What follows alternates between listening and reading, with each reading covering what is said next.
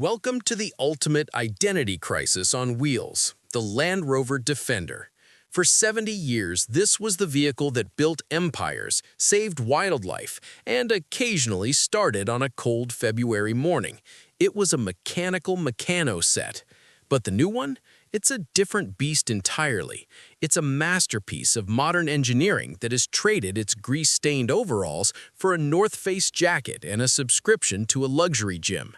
It is arguably the most capable vehicle Land Rover has ever built, but it's also a provocative reminder that we've traded fixability for features. Let's talk about the old guard first. If you're a professional who values simplicity, the classic Defender is a legend. It has the aerodynamics of a garden shed and the interior refinement of a medieval dungeon.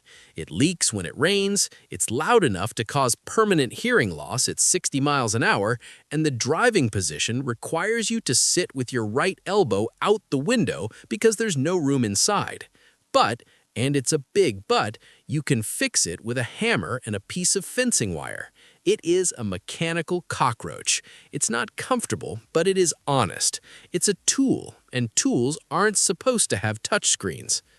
Then we have the new Defender. Technically, it is a marvel. It has moved from a primitive body-on-frame setup to a sophisticated aluminum monocoque that is 3 times stiffer than anything that came before it. It has independent air suspension that can raise the car to clear a boulder or lower it so you don't hit the ceiling of a Waitrose car park. It is a luxury SUV that just happens to be able to cross a desert. But here is the provocative reality. It is so complex that if a single wheel speed sensor gets a bit of mud in it, the car might decide to lower itself onto its bump stops and refuse to move. You've traded a hammer for a diagnostic laptop, and in the middle of a forest, that's a very lopsided trade. Let's talk about the lifestyle shift. The Defender used to be a car for people who had a job to do. Now it's a car for people who want everyone to think they have a job to do. It's the rugged choice for the suburban school run. It features clear-sight rear-view mirrors that turn into cameras and wade sensing that tells you how deep the water is, which is very useful for the 3-inch puddle at the end of the driveway. Land Rover has engineered a vehicle that can conquer the Darien Gap, but most will never conquer anything more challenging than a damp grass verge at a pony club event.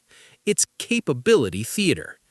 From a professional maintenance perspective, the new Defender is a ticking clock. It is packed with mild hybrid technology, 48-volt electrical systems, and a PV Pro infotainment system that is basically 2 iPads glued to a central nervous system.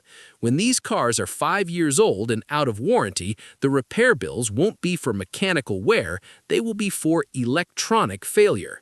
You aren't replacing a bushing, you're replacing a control module that costs £1,500. It is a car designed for the first owner to look adventurous and for the third owner to look for a loan. And then there's the reliability reputation.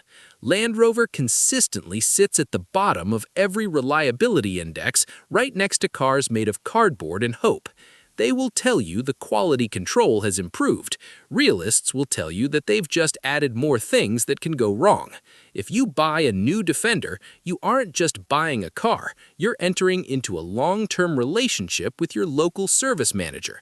You'll know his kids' names, his favorite coffee, and exactly how long his courtesy cars take to arrive. The investment angle is also fascinating. Old Defenders have reached price points that are frankly ridiculous. You'll see a rusted-out 110 from the 90s selling for 30 grand because it's cool.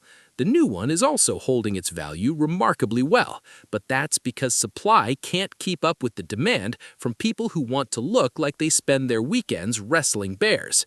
It is a Veblen good, a product where the high price actually makes it more desirable. So, what is the stance? The new Defender is a brilliant, peerless, incredible piece of machinery that is far too complicated for its own good. It is the best driving SUV on the market today, balancing on-road manners with off-road godhood. But it has lost the immortality of the original. It is a car for the now, not for the forever. It's a magnificent achievement, but if the world actually ends, I'm still taking the old one with the leaky roof and the elbow out the window. Subscribe if you want more honest, cynical takes on the cars that we love to hate and hate to love.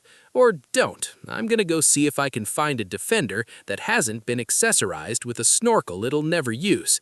See you in the next one.